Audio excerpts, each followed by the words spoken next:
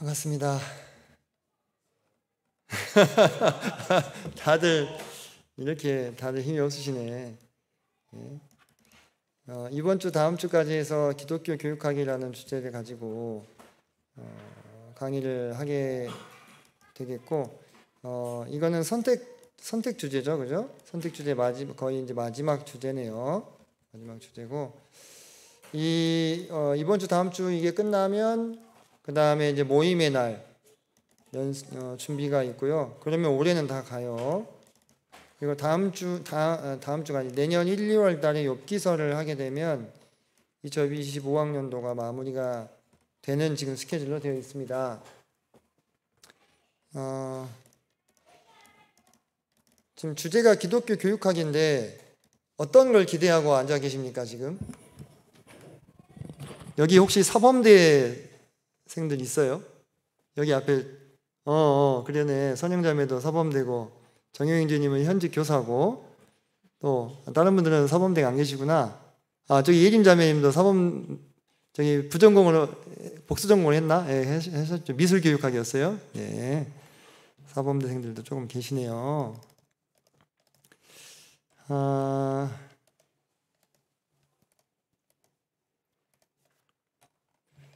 우리가 교육학 하면 이제 범주가 되게 다양한데요. 그걸 이제 기독교적으로 우리가 접근해서 이야기를 해보자라는 건데, 그래서 지금 총 4번의 강의를 듣게 될 거 아니겠어요? 이번 주 2번, 다음 주 2번. 엄청 범위는 다양합니다. 근데 오늘 첫 번째 시간에는 교사란 누구인가? 교사론에 대해서. 그 다음에 두 번째 시간에는 교회 학교에 대해서 같이 한번 생각해 볼 거고요. 다음 주에는 이제 교사의 지식 체계, 교사가 어떤 지식들을 갖추어야 되는지에 대해서, 그 다음에 교수법에 대해서, 그리고 시간이 허락이 될지 모르겠는데 교육 과정에 대해서 좀 이야기할 수 있으면 하면 좋겠다는 생각도 좀 가지고 있습니다. 어쨌든 저는 개인적으로 이번 그 기독교 교육학 시간을 통해서 제가 그동안 교회학교 교사로서 해왔던 것들을 좀 한번 총망라해서 여러분께 좀 갈무리를 해드리고 싶다라는 생각을 가지고 준비를 했습니다. 그래서 4시간 수업인데 PPT는 6개를 만들어 놨고, 그래서 이제 그 취사 선택을 해야 돼요. 그래서 그 강의를 안 한 부분들은 PDF라도 제가 공유를 해드리려고 생각을 합니다. 자, 화면이 뜨나요? 네. 네. 오늘 강의를 준비하면서 그런 생각을 좀 혼자 해봤습니다.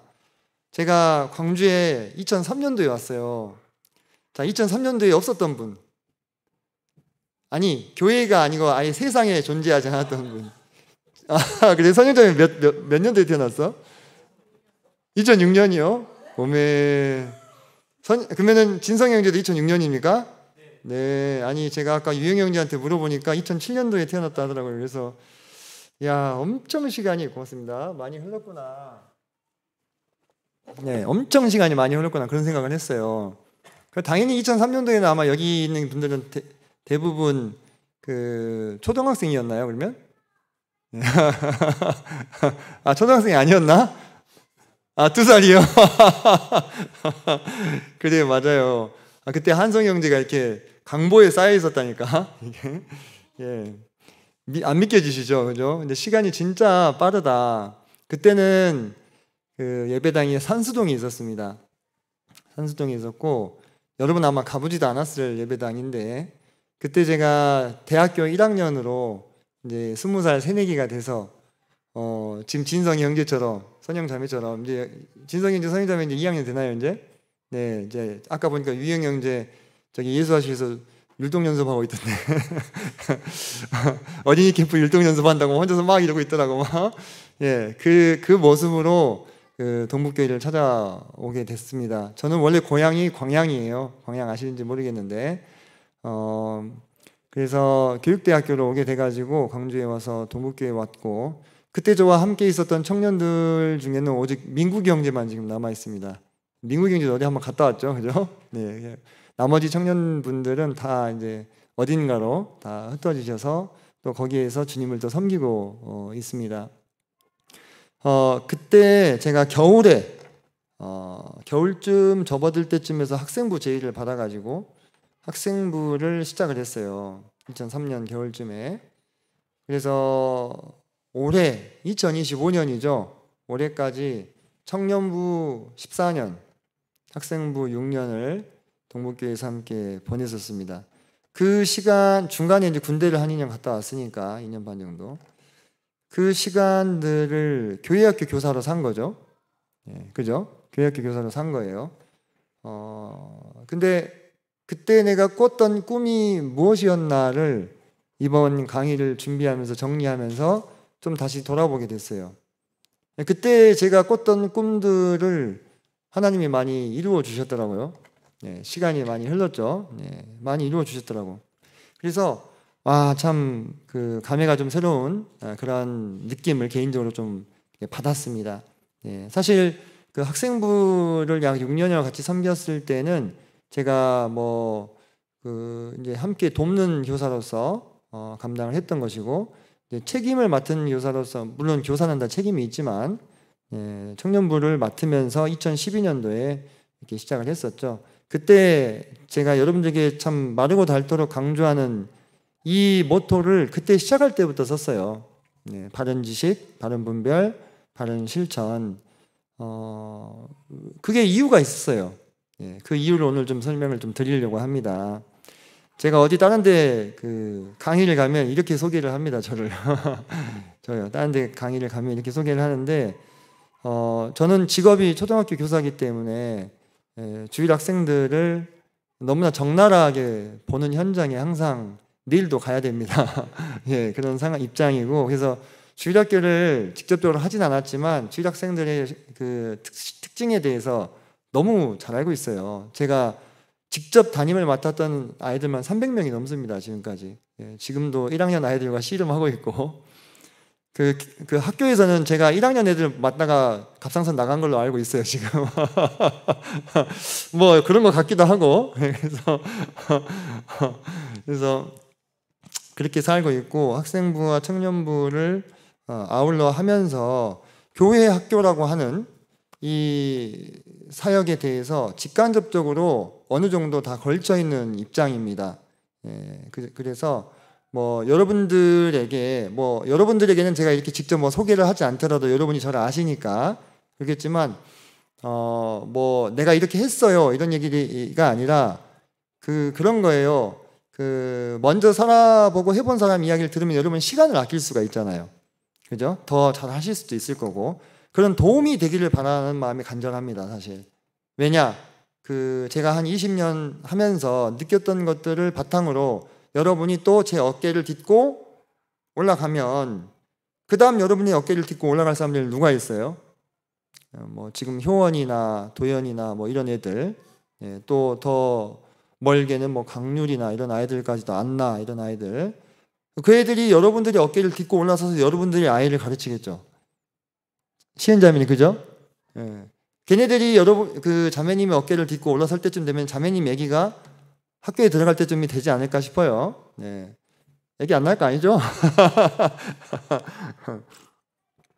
그래서 그렇게 지금까지 쭉 이어져 온 거잖아요, 그죠? 그렇게 쭉 이어져 왔어요. 예. 그래서 여러분들이 이번 기회를 통해서 뭔가 인사이트를 좀 얻어갔으면 좋겠다. 이런 게 제 바람입니다. 그래서 이 중에는 지금 교회학교 교사로 섬기고 계신 분 손 한번 들어보세요. 예. 높이 한번 들어보세요. 거의 대부분이죠, 그죠? 손 내리시고, 아직 안 섬기고 있지만 앞으로 교회학교 교사를 하실 수도 있고, 그죠?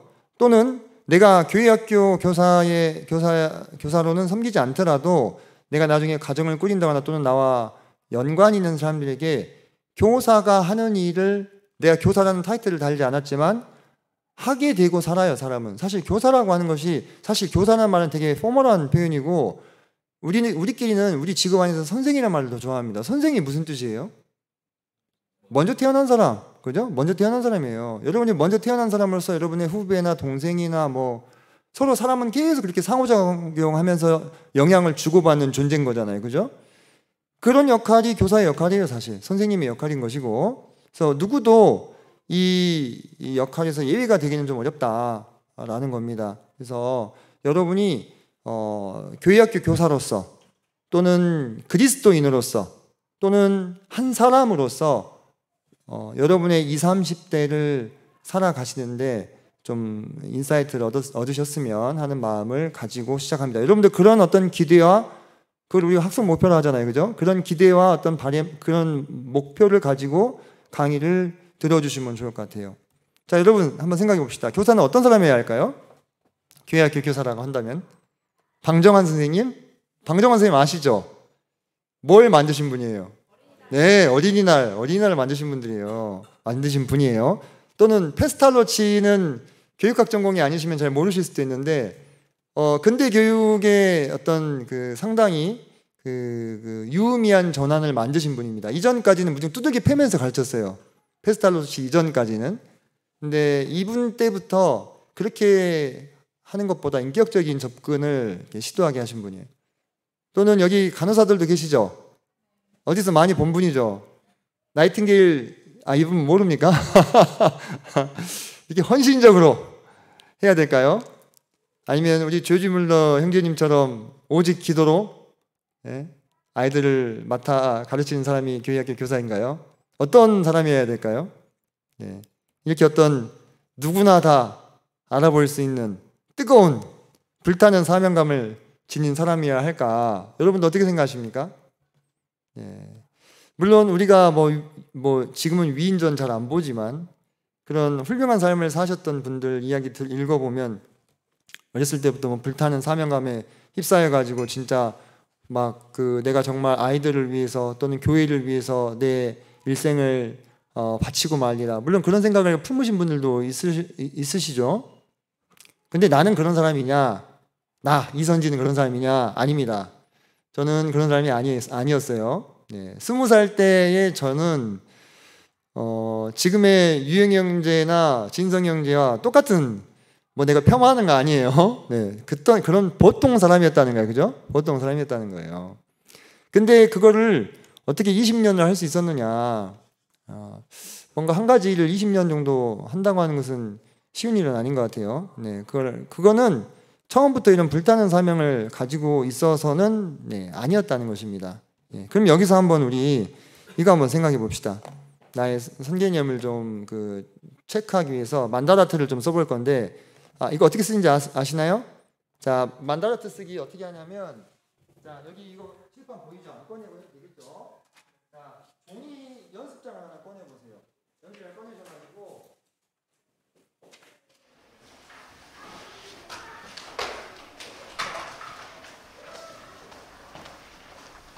자, 가운데다가 십자선을 그리세요.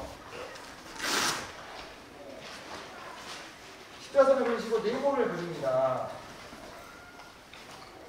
자, 저기 보니까 지적, 신체적, 그 다음에 영적, 인격적 이렇게 써져 있죠. 자, 일종의 브레인스토밍 툴이라고 생각하시면 되겠는데, 자, 이 가운데 이제 교사가 있는 거예요. 교사라면 어떠한 소양을 갖춰야 되겠다라고 내가 생각하고 있는 것을 써보는 것입니다. 자, 이렇게 쓰고 난 다음에 네모를 하나 더 크게 그리면 자, 이렇게 이어서 칸이 생겨요. 자, 요것과 맞닿아 있는 직접과 맞닿아 있는 세 개의 네모에다가 이것과 연관된 걸 쓰시는 거예요. 교사의 직접 소양에는 이런 게 필요하지 않을까요, 선생님? 자, 이렇게 해서 하실 수 있으면 두 바퀴를 한번 돌려보시기 바랍니다. 이렇게 그 네모가 서로 만나는 지점에다가 그것과 관련된 소양을 한번 적어보시는 겁니다. 교사는 이런 것들이 있어야 하지 않을까? 네.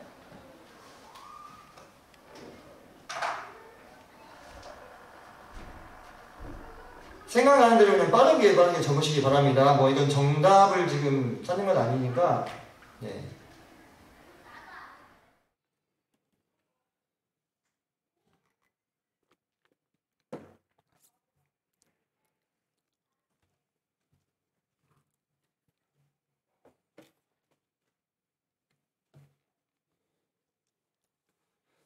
제가 시간을 한 3분 정도 드리겠습니다. 지금 37분인데 40분쯤에 그냥 생각나는 대로 팍팍 적어보세요. 뭐 소양이라 한다면 갖추어야 될 기본적인 것 뭐 그런 뜻이겠죠? 그런 뜻으로 한번 교회 학교 교사라 한다면 이래야 되지 않겠나 이런 내 생각.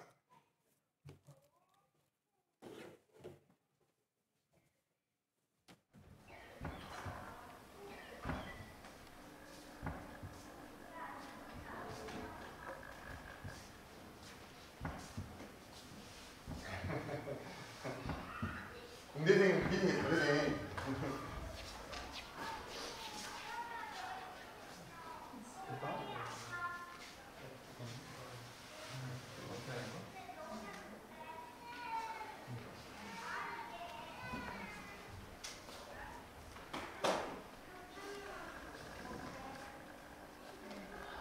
지민자매는 고3 아니요? 와도 되는데.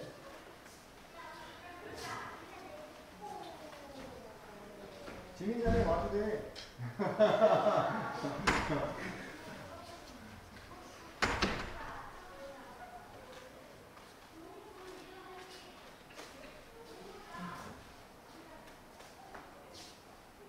한 바퀴도 못 돌리겠어요?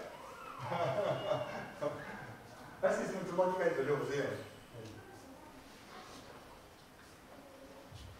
연관된 생각들 한번 써보시라고.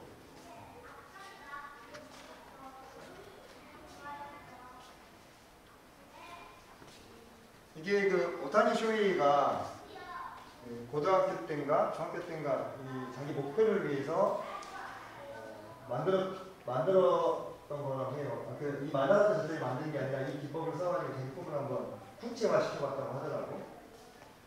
되게 막연할 수 있는 생각들을 좀 더 구체화하게 만들어주는 거예요.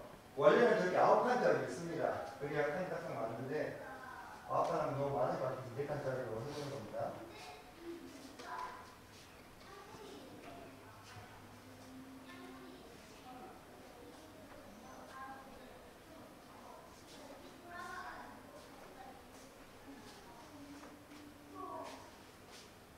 방송실 지금 녹화되고 있나요? 녹화하고 있어요? 네.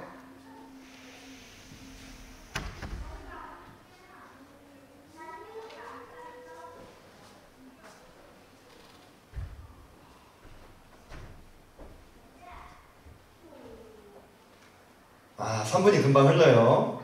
여러분을 괴로움에서 벗어나게 해드리고자.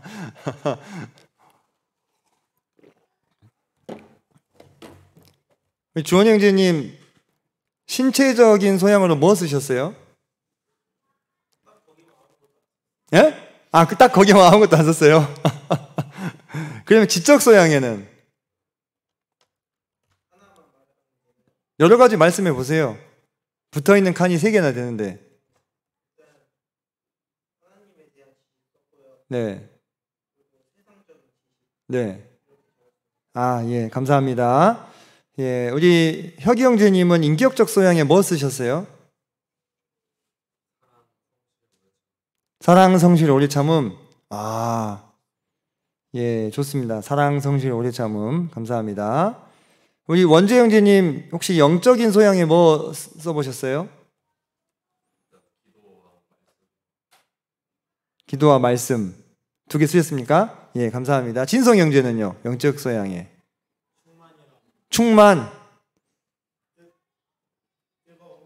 충만과 뜨거움.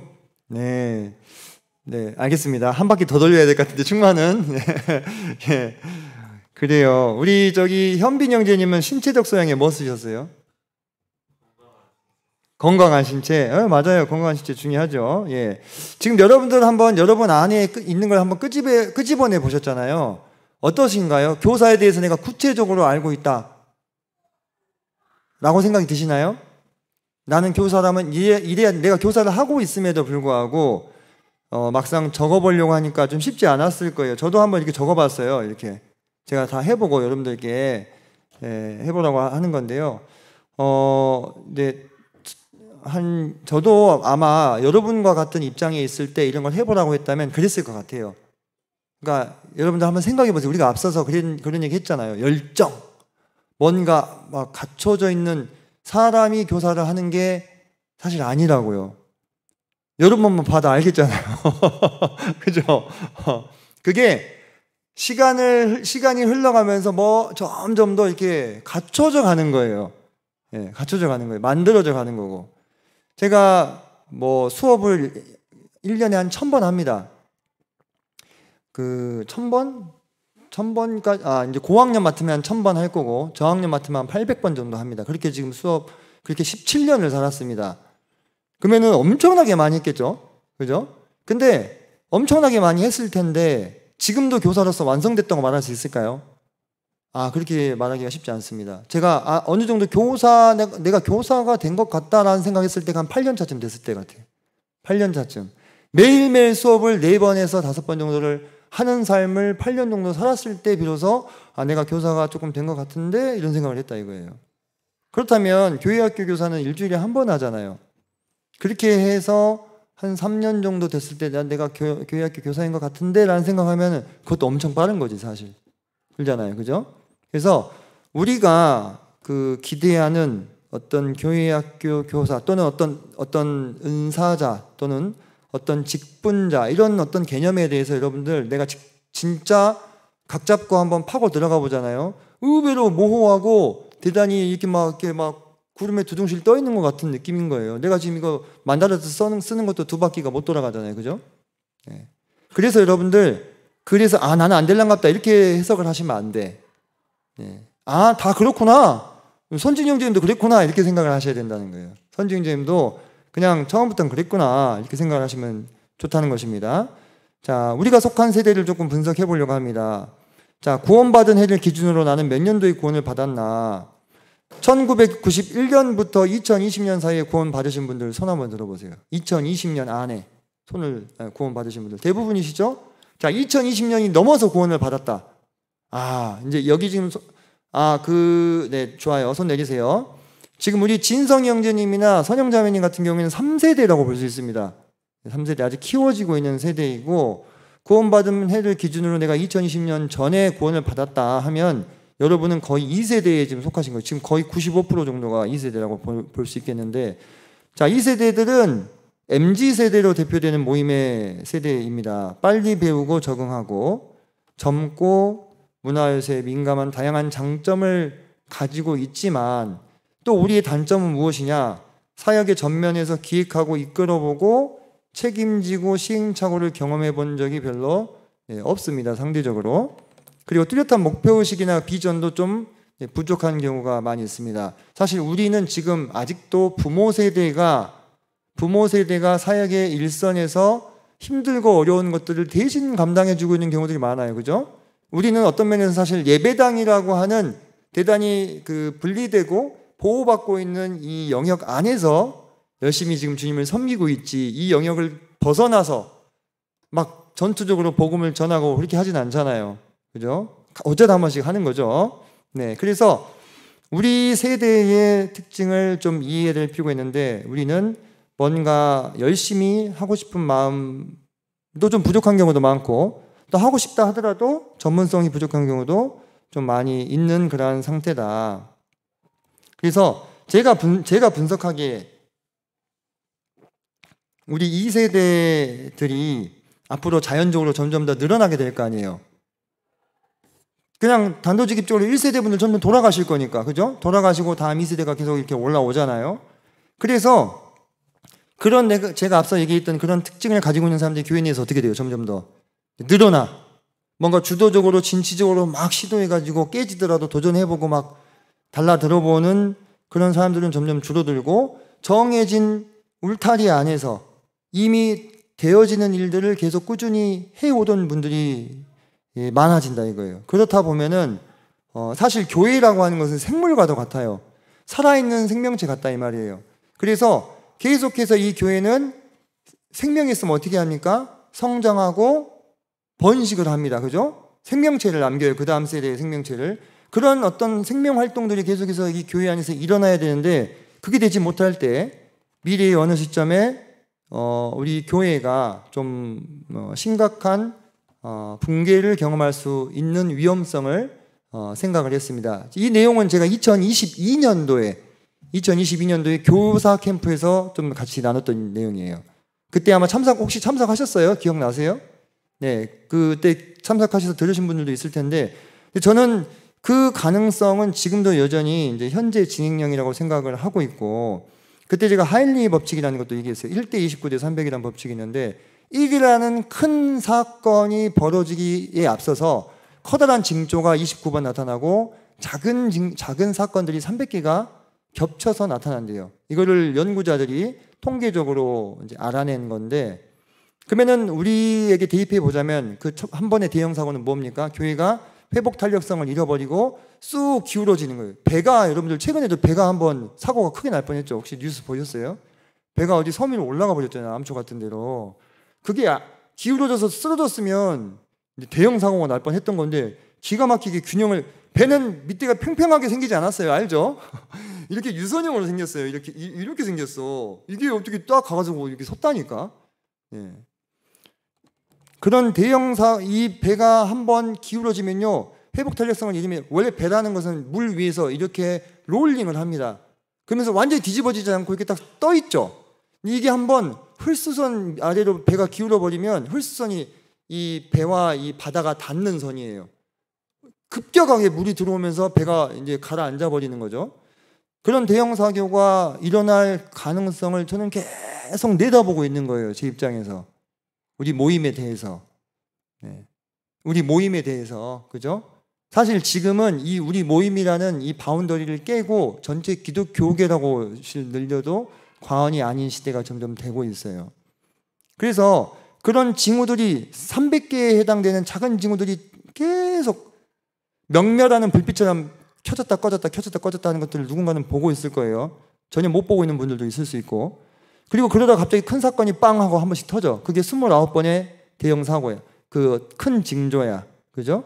그런 것들이 계속 일어나고 있는데도 아무도 아무 시도를 하지 않고 아무 조치를 취하지 않게 되면 결국은 마지막 그 하나의 큰 사고가 일어나면서 배가 침몰하게 된다고 하는 거예요. 예. 사실 그래서 그 제가 교회학교 교사로 있었던 그 20년의 시간은 어떻게 하면 이것을 막을 것인가에 대한 솔루션을 찾는 제 나름대로의 이 도전과 투쟁의 시간이기도 했습니다, 여러분. 예. 그래서 그 솔루션을 찾기 위해서 어떻게 여정을 떠나는가를 여러분들에게 좀 간단하게 설명을 드릴게요. 이게 저입니다. 옆에 있는 분이 제 아버지세요. 이 어린애가 저예요, 어린애가. 예. 이분은 저희 아버지고 이제 저예요. 저는 이제 당연히 저희 아버지 밑에서 태어났죠. 저희 광양 아버지, 광양교회에서 지금 계속 사역을 하고 계시는데, 저도 어렸을 때 엄청나게 캠프 많이 다니고, 캠프만 갔다 오면 맨날 그거 구원 간증문 쓰고, 이때는 캠프파이어를 막 해줬어요. 캠프파이어 엄청 불 피워가지고 그 앞에 나와가지고 한 200~300명 모였는데 이렇게 간증하고 그랬단 말이에요. 갈 때마다 해서 갈 때마다. 여러분 혹시 그런 경험 있습니까? 네, 그런 경험도 있으시죠? 자, 그렇게 여기 뒤에 불 피우는 거 보이죠? 네, 그렇게 막 간증하고 막 그랬었죠. 그러면서 모임 안에서 이렇게 계속 자라났어요. 여러분들 대부분 다 모임 안에서 자라나셨죠?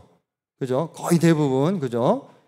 예, 그런 경험을 가지고 있는 사람으로서 자연스럽게 우리 다 마찬가지겠지만 교회에 대한 어떤 애착이나 애정들이 있으실 거예요.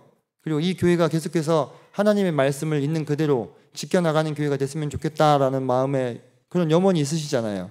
그죠? 그래서 지금 이곳에 모여 있는 것이고, 근데 그게 지금 흔들리고 있는 징후들이 많이 보인다 이거예요. 300건과 29건에. 어쨌든 계속 이야기를 이어나가 보겠습니다. 이렇게 침례식을 받았어요. 저번에는 다 뭐 자세하게 캠프에서 이야기했는데 간단하게 이야기할게요. 제가 침례식을 받은 게 2000년 12월 달 3일이라고 써져 있네요. 고등학교 1학년 때였던 것 같습니다. 자, 근데 이제 고등학생 때 저에게 뭐가 찾아왔냐면 허무주의가 찾아왔어요. 허무주의. 이렇게 저희 고등학교 그 운동장에 앉아 있는데 딱 이렇게 생겼어요. 그때는 뭐 이렇게 가림막은 없었고 스탠드가 있었는데 참 그 인생이 되게 허무하게 느껴지더라고요. 이렇게 살아서 뭐 하나 이런 생각들을 그때 하고 있는데, 그때 그 고등학교 윤리책에 그 철학에 대해서 설명해주는 그 내용들이 나왔는데 그때 그 실존주의 철학을 소개하는 글귀가 간단하게 써져 있었어요. 뭐 제가 그때 고등학교 입장에서 실존주의를 자세히 알아가지고 뭐 이렇게 극복을 한 건 아니었고 실존주의를 기독교적으로 해석해가지고 모든 사람은 인생은 허무하지만 모든 사람은 나름대로의 의미를 찾아서 살아가야 된다. 실존해야 된다. 이렇게 간단하게 적혀 있는 게 저한테는 대단히 기독교적으로 해석이 됐어요. 그래서 그래 맞아. 그게 인생이 허무하다는 것이 성경에서도 내용이 나오니까 헛되다고 나오잖아요. 그죠? 하지만 나름대로 의미를 찾아서 나는 열심히 살아야 되겠다라고 생각을 하면서 공부를 다시 열심히 한 거죠. 그때 아마 이렇게 그냥 허무주의에 빠져서 허우적댔다면 지금 다른 일을 하고 있었을지도 모르겠어요. 근데 그때 이제 여기서 제가 말씀드리고 싶은 건 뭐냐면 이런 어떤 고민을 하고 있을 때 그걸 옆에서 도와주었던 존재가 교회 학교 선생님이나 또는 교회에서 말씀을 전해주시는 선생님이 아니라 누가 극복을 했어요? 나 혼자서 윤리책 보고 극복을 한 거야. 혼자서 내 내면에서. 그리고는 간 거야. 혹시 여러분들 그런 경험 없나요? 중고등학교 때 여러분이 믿고 있는 이 믿음에 대해서 신앙에 대해서 막 고민하고 이거 맞나 이렇게 생각할 때 도움을 받아서 극복을 했어요? 아니면 그냥 혼자 대충 처리했어요? 네. 근데 그런 일이 또 반복될 수 있다는 거예요. 우리가 지금 맡고 있는 아이들의 내면에서. 걔네들이 티는 안 내지만. 저는 사실 그 고등학생 때까지만 하더라도 블리자드 들어가는 게 꿈이었어요. 블리자드 아십니까? 지금은 롤을 만드는 라이어트 게임사가 제일 인기가 많은데 우리 때는 이 블리자드 게임사가 아주 그 가장 최고의 게임사였습니다. 전 세계에서. 여기 들어가는 게 제가 꿈이었어요. 원래 고등학생 때까지만 하더라도 미국 가서 내가 일을 해야지 이렇게 생각을 하고 밤새서 게임을 하는 게 아니라 밤새서 게임 만드는 거 이런 거에 대한 막 로망을 가지고 있었습니다. 근데 여러분들 이 직업이 그리스도인에게 어울리나요? 네, 그렇게 어울리지는 않아요. 그죠? 네, 어울리지 않습니다. 그때 제가 이미 이제 구원을 받고 침례도 받은 상황이었기 때문에 이 일로 인해서 상당히 아버지하고도 약간의 갈등이 있었습니다. 네, 갈등이 있었는데 결국은 하나님의 인도하심에 이제 순종해서 교대를 가게 됐어요. 이거 그림은 그냥 그때 넣어놨던 거예요. 보세요. 이런 웃긴 선생님도 있어요. 맨날 자기 반 아이들이랑 같이 졸업사진을 재밌게 찍는 분인데 저는 선생님이 될 거라고는 상상도 못했어요. 사실 선생님은 저한테 안 어울린다고 생각했어요. 저는 여러분이 어떻게 생각할지 모르겠지만 이렇게 윤리적인 사람이 아니에요. 태생이 그런 사람도 있잖아요. 그냥 뭐 법 없이도 살 수 있는 사람들, 그죠? 저는 그런 스타일은 아니었고 그냥 내가 하고 싶은 거 하면서 편하게 살고 싶은 사람이었는데 큰 뜻을 갖지 않고 교대에 진학해가지고 함께 그때부터 이제 공부를 광주에서 하면서 학생부를 하게 됐습니다. 학생부도 어떤 사명감으로 시작한 건 아니에요. 막 사명감에 불타가지고 시작했으면 어땠겠나 싶죠. 근데 그런 거 아니었어요. 여기 이거 주영 형제예요. 이거 주영 형제, 한결이 형제 다 여기 있잖아. 여기 하은이, 이게 강하은, 김하은. 지금 여러분들 혹시 알아볼 만한 사람들이 그때 이제 이런 어린 학생들이었습니다. 그러니까 제가 아까도 말씀드렸다시피 교회 학교 교사를 처음부터 완성돼가지고 모든 소양을 가지고 시작한 것이 아니라 주변에서 한번 해볼래? 해가지고 시작한 거예요. 여러분도 다 그렇게 시작하셨죠? 그죠? 근데 그것에 대해서 너무 자격지심을 갖지 마시라 이거예요. 스스로 어떤 완성된 상태에서 들어가가지고 일을 하는 게 아니라 하면서 완성되더라는 것이 제 경험이었어요. 그때 당시 청년부는 어떤 분위기였냐면 청년부 모임 형태는 아주 그 클래식했습니다. 찬양 시간 가졌죠. 그리고 함께 모여가지고 말씀 한 40-50분 듣고 과자 먹고 끝. 헤어지고 그랬어요. 여러분들이 익히 잘 아는 그런 형태. 근데 그것에 대해서 제가 좀 많은 지적인 갈증을 좀 마음 가운데 가지고 있었습니다. 그래서 앞으로 청년부 안에서 좀 다양하게 여러 가지 내용들을 배워봤으면 하는 그런 마음을 가지고 있었어요. 근데 여러분들 생각해 보세요. 청년부를 맡은 교사 형제님도요, 역량에 뭐가 있어요? 한계가 있어. 그리고 그 형제님이 관심이 있는 분야가 있어요. 성경 안에서도, 그죠? 성경 안에서 누군가는 사복음서를 되게 좋아해. 누군가는 막 예언을 엄청 좋아해. 그러면 이게 사람이 그것을 이력을 관리를 하지 않으면 자연스럽게 내가 관심 있는 쪽으로 어떻게 돼요? 흘러가요. 흘러가요. 그래서 좀 이게 듣는 말씀이 항상 비슷비슷해. 혹시 그런 경험 하지 않았어요? 비슷비슷한 경험들. 그래서 어떤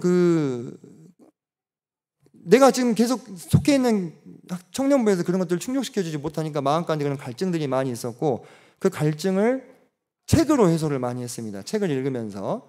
그때 당시에 교회 모임의 분위기는 어떤 분위기였냐면, 책을 많이 읽으면 교만해진다, 이런 분위기예요. 지금은 좀 그렇게는 얘기 안 하죠, 그죠? 근데 2003년, 4년, 5년 그때까지만 하더라도 그런 분위기가 많이 있었는데, 그때 어떤 형제님께서 간증하신 걸 들었어요. 그분이 제가 지금도 이름만 대면 여러분이 다 아는 교사 형제님입니다.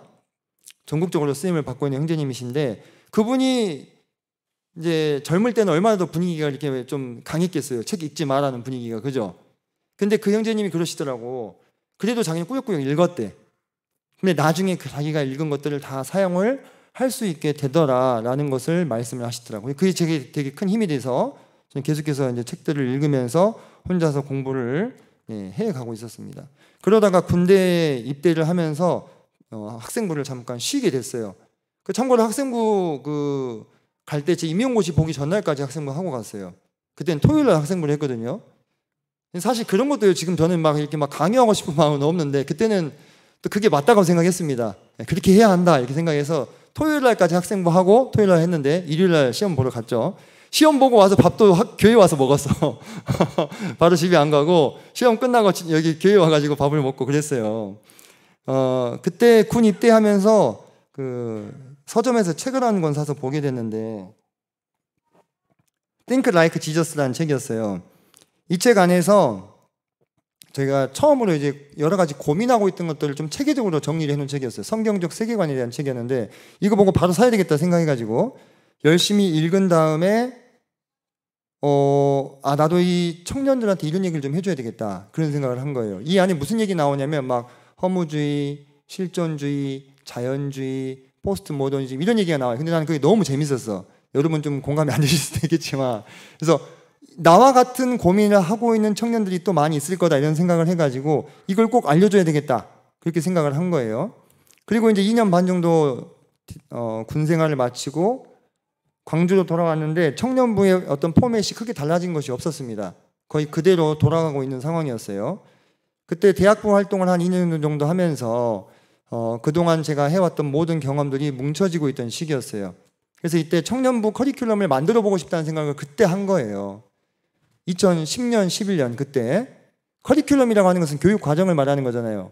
왜냐, 나도 한쪽이 치우쳐 있을 게 뻔한데 나도 그냥 자연스럽게 청년부에서 말씀 전하면 내가 좋아하는 방향으로만 이렇게 말씀 흘러갈 거 아니에요. 내가 청년 때 경험했던 것처럼.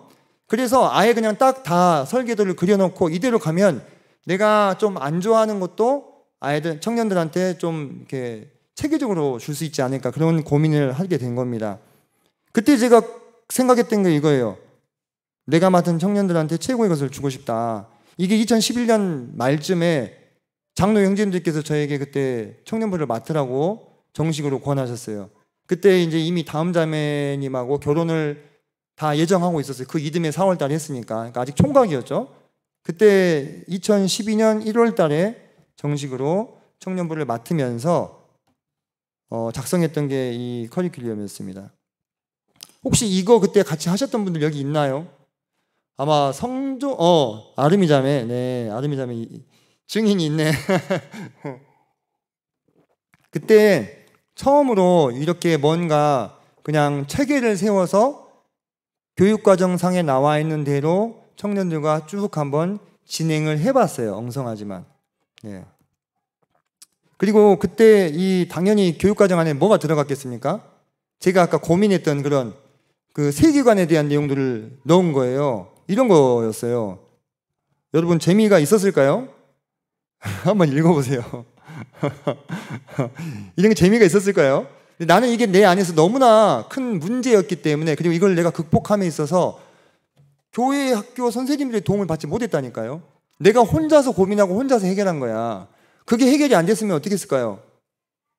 교회를 떠났겠지. 그러지 않아요? 교회를 떠났을 거예요. 비슷한 문제를 송주영지도 겪었어요. 대학교 1학년 때. 철학 때문에. 네. 근데 이제 그런 것들에 대해서 교회적으로 뭔가 가르쳐주면 어떨까라는 생각을 하고 내가 맡은 청년들한테 최고의 것을 주고 싶다 이런 사명감에 불타가지고 그때는 막 이런 걸 했단 말이야. 같이.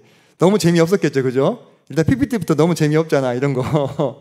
예? 막 이거 가지고 저 막 그 어디냐 예, 강습회 가서도 막 했어. 강습회 가서도. 그때 지금도 생각나요. 3명 들어왔었어요. 강습회. 이거 들으러. 그래가지고 1교시 끝나는데 2명인가 1명이 나가시더라고. 그래가지고 2명 데리고 2교시 했어. 근데 제가 지금 생각해봐도 이게 좀 더 부드럽게 자연어로 설명할 수 있었을 텐데, 그러니까 좀 너무 개조식으로 원론적으로 설명한 거야. 왜? 그때는 저도 뭐가 부족했어요? 능력이 부족했으니까, 역량이 부족했으니까 이렇게 시행착오를 겪었던 거예요. 근데 왜 그럴 수밖에 없었느냐? 청년부를 하면서 내가 뭔가 그 이전에 세대로부터 물려받은 게 아무것도 없었어요. 예. 무슨 뭐 어떤 정형화된 자료나 지표나 준거들 이런 것들이 저에겐 전혀 없는 상태에서 다시 어떻게 한 겁니까? 다시 맨 땅에 헤딩을 한 거예요. 다시 맨 땅에 헤딩한 거예요. 물론 그 전에 제가 뭐 말씀을 들으면서 뭐 성장하고 자라나 뭐 그런 것들은 있을지 모르겠지만 심지어는 뭐 말씀을 저 대학생 때부터 말씀 전했거든요. 지금 뭐 하시는 것처럼. 근데 말씀을 어떻게 전해라 이런 코치를 한 번도 받은 적도 없었어요. 그냥 시키면 하는 시대. 그죠? 그냥 시키면 하는 시대. 순종해가지고 하는 시대. 그런 시대를 살았기 때문에. 근데 그 가운데서 여러 시행착오들을 겪었지만 하나님의 은혜와 섭리로 거기서 포기하지 않고 쭉쭉쭉 이어서 해왔던 것입니다. 계속 해보자, 계속 해보자, 계속 해보자 이렇게.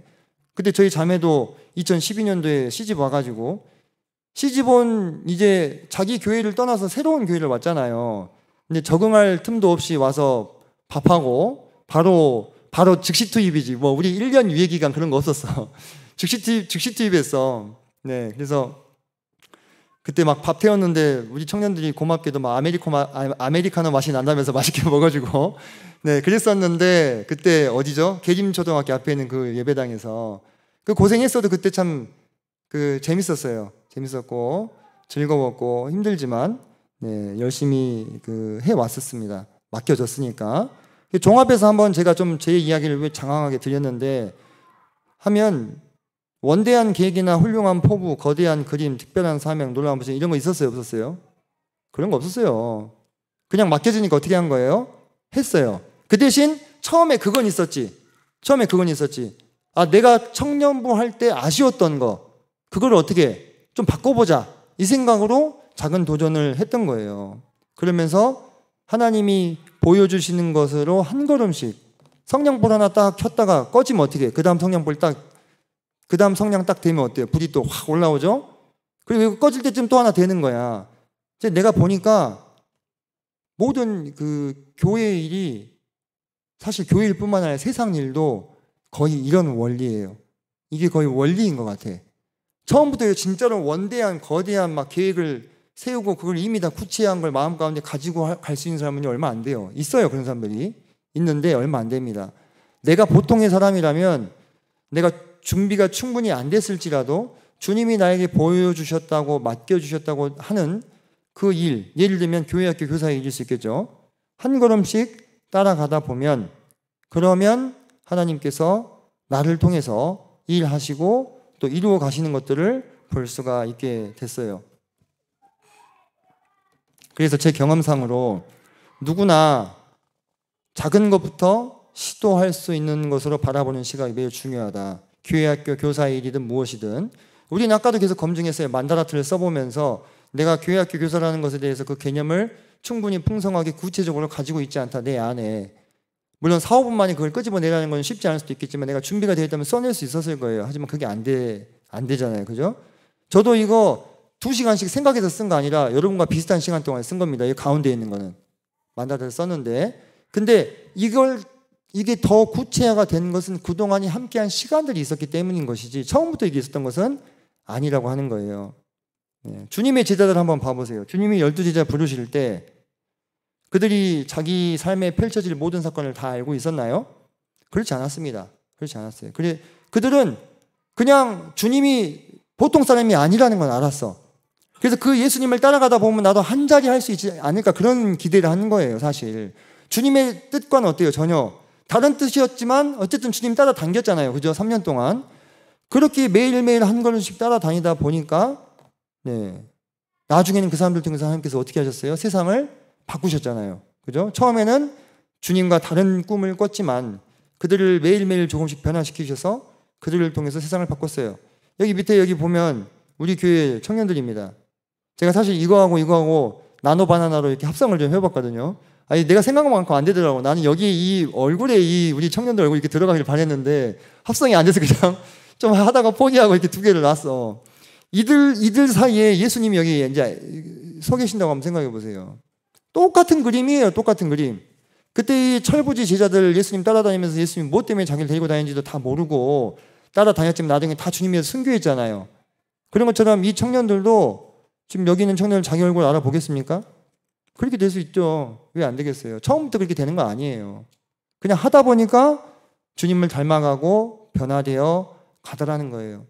우리가 알고 있는 존경스러운 1세대 성도님들이 있어요. 여기 허윤 형제님도 계시고 이원재 형제님도 계시고 저희 아버지도 계시고 여기 양진희 형제님 제가 다 존경하는 분들입니다. 어렸을 때부터 또 뵙고 그분들은 어떤 분들이에요? 사자 같은 분들이에요. 진짜 일당백 막 달려가가지고 그냥 으악 하고 손 한번 휘두르면은 모조리 쓸어버릴 수 있는 적어도 어렸을 때 내가 봤을 땐 그런 분들 같아 보였어요. 진짜 지금도 그래 보이고 지금도 나이가 드셨지만 전혀 그 기세나 그 열정이 사그라들지 않잖아요. 그죠? 복음이 전해지는 곳이라면 어디든지 막 가시고 근데 그분들에 비하면 우리는 어떤 모습인 것 같아요? 저는 개인적으로 우리가 약간 이런 모습인 것 같아요. 네. 아니 근데 귀엽긴 하다. 얘가 참 잘 빠졌네. 얘가 다리가 쫙쫙 길고 그죠? 근데 절대 이런 공격력은 낼 수가 없어. 그죠? 인정해야 돼. 하지만 사냥개도 모이면 무서워요. 그죠? 때로 몰려다니면 무섭잖아. 우리는 사실 우리 1세대 형제님들이 정말로 막 진짜 죽음과도 같은 그 고난을 통과하셔가지고 이 전국에 이 모임을 개척하셔가지고 이제 우리 다음 세대에게 토스에서 물려줬어요. 그죠? 그러면 이제 이 모임을 이어받아가지고 계속 지탱하고 유지하고 발전시켜 나갈 책임이 이제 누구에게 온 거예요? 우리에게 왔어요. 점점 더 와. 제가 아까 맨 처음에 세대 구분 보여드릴 점점 더 오고 있어. 그리고 그 최전선에 사실 누가 있다고 생각하냐면 저는 교회학교 교사들이 있다고 생각해요. 교회학교 교사들이 그 다음 세대를 계속 키워내고 있잖아요. 그죠? 그런데 우리가 보기에 저 앞선 형제님들은 막 20살, 21살 막 이럴 때 벌써 막 장로 형제님 하시고 막 교회 개척해버리고 막 그랬대잖아요. 나는 그거에 비하면 난 너무 보잘것없는 것 같아. 근데 내가 이제 와서 하는 얘기인데 이제 와서 생각이 드는 건데 나도 그때 엄청 대단하다고 생각했어요. 근데 그 형제님들이 정말 장로 하시면서 시행착오 요만큼도 안 겪지 않고 그냥 완벽하게 해냈을까?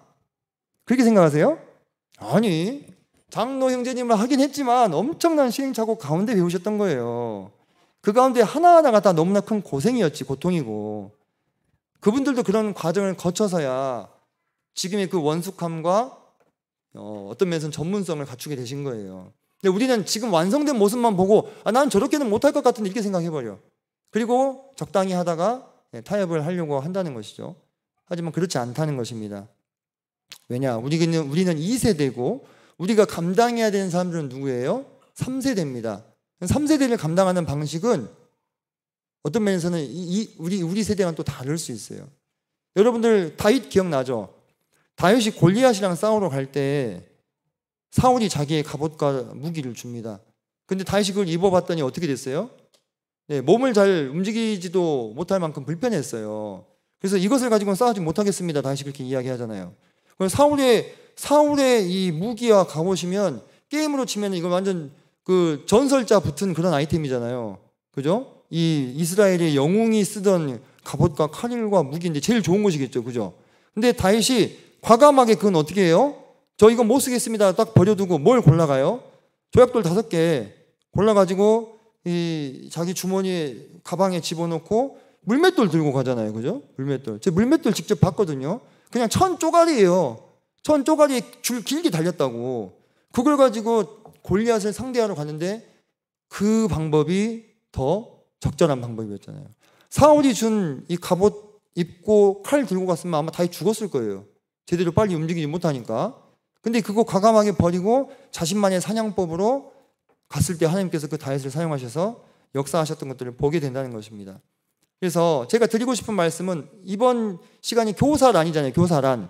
교사란이라고 하는 정의는 시대마다 조금씩 달라진다는 거예요. 우리 1세대 형제님들은 열정만 가지고 막 아무것도 몰라도 그냥 앞에 서가지고 일단 몸 움직이면서 율동하고 찬양했으면 다 됐지만, 지금 우리 세대는 또 다른 방식으로, 우리만의 방식으로 우리만의 물맷돌을 가지고 3세대의 사람들을 또 상대해야 되는 시기이기 때문에 우리가 앞선 형제님들의 그 영광스러운, 그 놀라운 사역의 어떤 간증이나 그런 말씀들을 들을 때 그 앞에서 주눅 들어가지고 나는 이렇게 못할 것 같은데 이렇게 생각하실 필요가 전혀 없다는 것이다. 내 안에 지금 아무것도 없다 할지라도 교사는 만들어져 가는 거다. 내가 매일 수업을 하면서도 8년, 7년 정도 수업하니까 나 이제 좀 선생님 같다는 생각을 했던 것처럼 여러분, 만들어져 가는 거예요, 계속. 여러분 모두가 다윗의 물맷돌을 준비해야 하는 시기를 사실 지금 살고 있고, 모두가 현직 교사이자 잠재적인 교사들이시라고 하는 거. 그래서 나와 우리 교회의 물맷돌이 뭘까를 저는 계속 고민을 했던 거예요. 그리고 그것을 계속 이렇게 구체화시켜서 여러분과 함께 지금까지 해왔어요. 여러분들이 이 모든 일의 증인이잖아요. 제가 캠프 가면 모르는 사람들 상대로 얘기해야 되기 때문에 일일이 얘기해야 되지만 여러분들은 다 알고 있잖아요. 같이 했으니까. 3차 교육과정도 이렇게 했죠. 3차 교육과정부터 성경을 입체적으로 볼 수 있는 이런 역량들을 여러분에게 계속 쌓아 주었던 것이고, 그걸 여러분이 함께 해온 것입니다. 그리고 통합교육과정을 들어가서 이제 성경 중심으로 계속해서 해왔어요. 이런 것들 넘어갈게요. 이때 일단 한번 해보자라는 마음으로 준비했습니다. 저 설계도를 그릴 때 제가 다 준비가 돼서 그렸을까요? 아니에요. 준비 안 된 거 많았어요. 하지만 내가 적어도 주제와 내용은 알고 있었기 때문에 그런 걸 하나하나 이어 붙여가지고 큰 그림을 그렸던 것이지. 그래서 그걸 해나가면서 교사로서 소속감과 책임감과 애정과 추억은 하면서 생기더라. 그걸 여러분이 기억해 주시면 좋을 것 같아요. 그래서 내가 지금 교사로서 어떤 열정이나 뭐 그런 게 다 식어버렸다. 그래서 나 그만해야 되겠다는 생각을 혹시 하고 있으실지도 모르겠는데 조금 더 해보세요. 조금 더 해보시고 그러면 다시 또 새로운 어떤 열정과 책임감과 또 다른 것들이 생겨날 수 있다는 것입니다. 그렇게 몇 년 동안 계속해서 해나가게 되면 그것이 우리 교회 학교에 쌓이고 우리 아이들의 마음 가운데 쌓여서 그것이 이제 영적인 유산이 되는 거예요. 제가 그랬잖아요. 제가 청년부 맡을 때 물려받은 것이 하나도 없었다. 그죠? 근데 그게 그 위에 세대를 탓하는 게 아니에요. 그 세대는 다 그렇게 했어요. 다 그렇게 하셨다고. 지금도 그렇게 하고 있으면 되겠어요? 이제는 아니잖아. 이제는 바뀌었잖아요. 그죠? 이제는 그렇게 하면 안 되지 않겠나는 생각을 하면서 만들어 나가기 시작한 거예요. 만들어 나가기 시작. 그래서 자, 이런 우리가 함께 해야 되는 이런 부분은 좀 넘어갈게요. 왜 해야 되는가? 사실 이래서 해요. 여기 지금 여러분들 얼굴 다 있어요. 지금 저희 아이들 얼굴도 있고 강률이도 있고. 그래서 우리가 이렇게 지켜야 되는 대상들이 있을 때 그 힘을 낼 수 있다. 제가 자주 그런 얘기합니다. 금방 와요. 그 시기가. 여러분들 뭐 금방 옵니다. 여러분들 뭐 아이들까지 안 가더라도 혹시 조카들이 있다면 조카들도 생각해 보고 그 아이들, 그 귀엽고 사랑스러운 아이들, 조카들 그냥 세상으로 흘러 떠내려 가 버려가지고 전혀 예수님과 상관없는 삶을 살고 그러더라도요. 제가 봤을 때 21세기 대한민국은요. 적어도 지금 태어난 세대들이 먹고 살 수 있을 만큼은 존속될 것 같아요. 우리나라 망할까? 여러 가지 뭐 이야기들이 있지만 그럴 것 같지 않아요. 아직 뭐 한 100년 안에는 지금까지 벌어놓은 게 있는데 해놓은 게 있는데 근데 그렇게 해서 걔들이 자기 몸뚱이 하나는 이 세상에서 뭐 부족함 없이 살았다 할지라도 그들의 영혼이 구원받지 못한다면 무슨 의미가 있겠냐는 거지. 그 일에 대한 책임을 우리 앞세대는 지어주셨고 그래서 우리가 여기 있는 거예요. 그죠? 어찌됐건. 그리고 이제 우리가 다음 세대를 또 감당해 줘야 되는 그러한 어떤 바톤을 이어받았다 이렇게 생각을 하시면 될 것 같습니다. 그래서 주님 사랑, 가족 사랑 이런 것이 우리의 어떤 그 동기부여가 되지 않겠냐. 왜 여자는 약한데 어머니는 강할까요? 지킬 게 있을 때. 이거 실제 실화를 바탕으로 한 그림이래요. 이 엄마가 차에다가 애기 셋 놔두고 차를 잠깐 세워놓고 통화하려고 밖에 나온 거야. 근데 길이 조금 이렇게 기울어져 있었나 보지? 여기 낭떠러지인데 차가 이렇게 굴러가는 거예요. 그래가지고 이 엄마가 얼마나 놀랬겠어. 이 차 안에 애들이 셋 있는데 달려가가지고 차를 잡은 거야. 근데 차가 잡혀요. 잡는다고? 계속 이게 막 질질질질 이렇게 가고 있어. 그러니까는 엄마가 계속 자꾸 버틴 거예요. 근데 앞바퀴가 빠졌어. 절벽적으로. 그러면서 어디가 걸렸는지 차가 멈춘 거예요. 그래가지고 아이들을 살렸는데 엄마 이 신발이 새 샌들이 다 찢어져서 끊어져 버리고, 그때 이 안에 있던 생존자 자녀가 나중에 커서 이제 이 글을 썼더라고요. 신문에다가. 자기는 이 말이 무슨 말인지 정말 너무 잘한다. 왜 그러느냐? 지켜야 될 대상이 있을 때. 여러분들에게도 지켜야 될 대상이 점점 생겨요. 지금은 혼자 몸이고 자유롭잖아요. 근데 여러분 여기서 한 10년만 또 지나면 또 완전히 달라져 있을걸요? 그죠? 또 완전히 달라져 있을 거예요.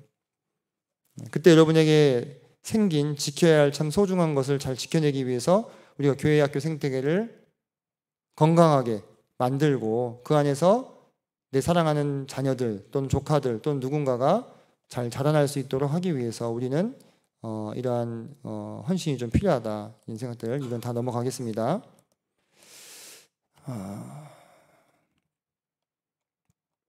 잠깐만요. 이거 하나 봐야겠네.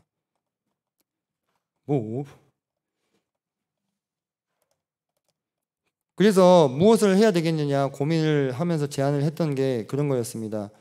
10년을 내다보는 마스터 플랜이 있는지, 롤 모델이 있는지, 영적인 유산이 있으신지 이런 것들을 교사들에게 제안을 했어요. 우리는 있나요? 우리는 교회학교 교육과정을 지금 만들고 그대로 지금 해 나가고 있죠. 그죠? 사실 청년부는 올해 이제 마무리가 됐습니다. 4년차가 마무리가 됐고 내년에 여러분들 적극 참여시켜가지고 좀 더 확장을 좀 시켜보려고 하고 있어요. 그리고 지금 제가 앞서 보여드렸던 그런 모든 자료들을요, 다 온라인 자료들을 정리해가지고 온라인 네이버 마이박스에다가 다 차곡차곡 정리 정도는 하고 있습니다.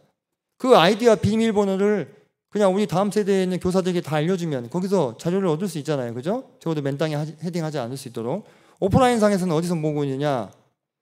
우리 저기 보면은 우리 북카페 같이 해놓은 데 있죠. 거기에 있는 책들 다 그런 취지에서 계속 꾸준히 구매해가지고 오프라인에 지금 그 적재하고 있는 거예요. 그 책 살 때 그냥 사지 않고요, 제가 다 일일이 확인해가지고 추천해서 구매를 합니다. 지금 이달 말에 또 한번 해야 돼요. 이거를 이달 말에 정리를 한번 해야 되는데 좀 도와주시고. 이거 그냥 한번 웃자고 제가 넣었어요. 결혼과 출산. 근데 진짜 중요해요. 네, 진짜 중요합니다. 네, 교육과정이 아무리 좋으면 뭐해. 애들이 없으면 그거 할 수 있어요. 네, 없죠. 네, 그래서 여러분들과 함께 뭐 말을 많이 썼는데, 자, 이거예요. 제가 드리고 싶은 얘기는 정리를 하면 지난 20여 년간 교회학교 교사로 살아오면서 보니까 교사로서의 열정이나 전문성은 한 번에 주어지는 게 아니더라. 근데 이 일이 너무 중요하다. 왜?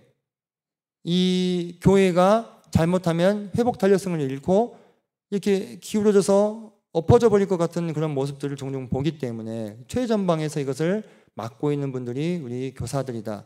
그래서 교사들이 좀 힘들지만 함께 힘을 내서 계속 꾸준히 일을 하다 보면 그 안에서 전문성도 생기는 거고 책임감도 생기고 또 계속 할 수 있게 되더라는 것을 여러분이 꼭 기억하시고, 여러분에게 맡겨진 영혼들을 가볍게 보지 말고 계속 맡아주시기 바랍니다.